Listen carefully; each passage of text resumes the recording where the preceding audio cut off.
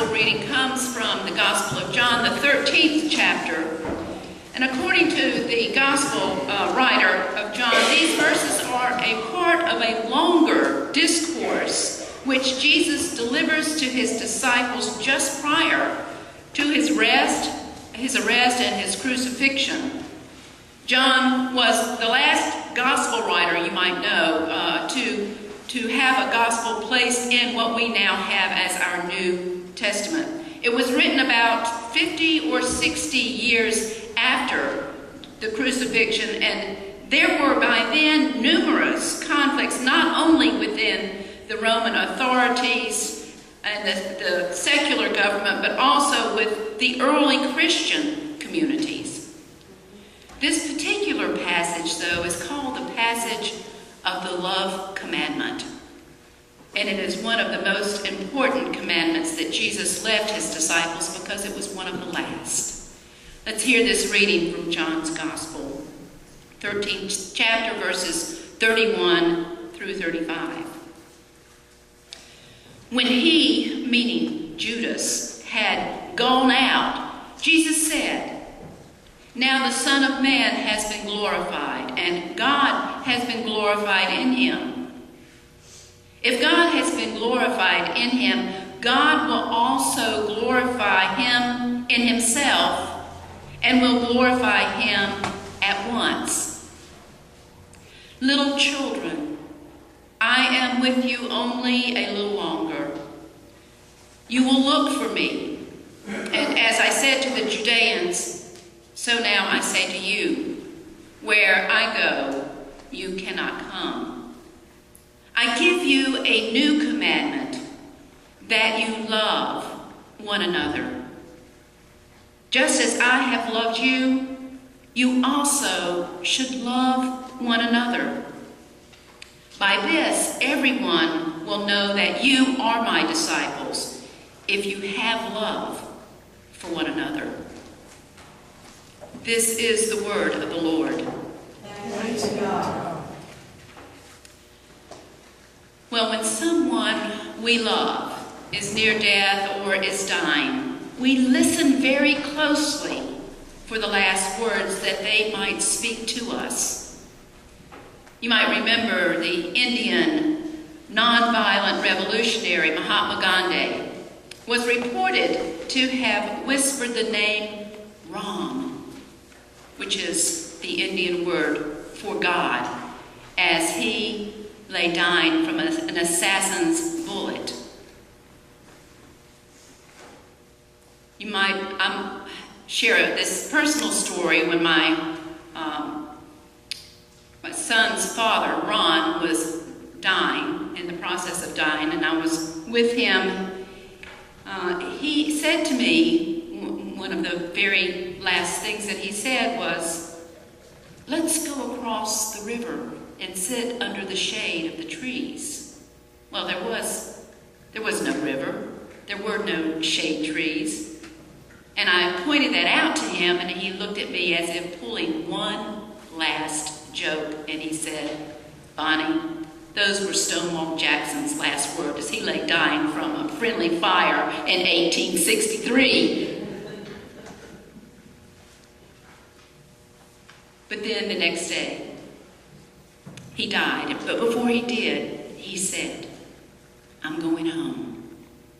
Now, Ron was already home, but I don't think the home he was talking about was the home on in Lake Wildwood in Macon, Georgia. I think he was going home to that great place that we call our heavenly home.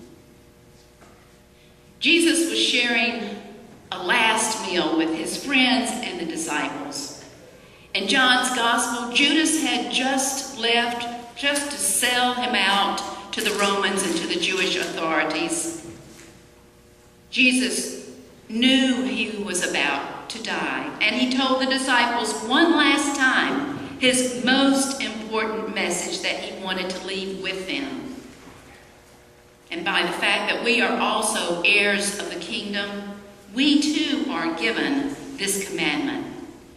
Jesus said, "I give you a new commandment, that you love one another as I have loved you, And by this, everyone will know that you are my disciples, if you have love for one another. Now these are Jesus' dying words. But what does it mean, really, to love one another? And more specifically, what did Jesus mean when he said, love one another? Well, lucky for us that he also said, love one another as I have loved you. But how exactly did Jesus love? It seems to me, anyway, that Jesus loved each person he met along the way during his brief earthly life. He loved those he was taught by his religious authorities to avoid.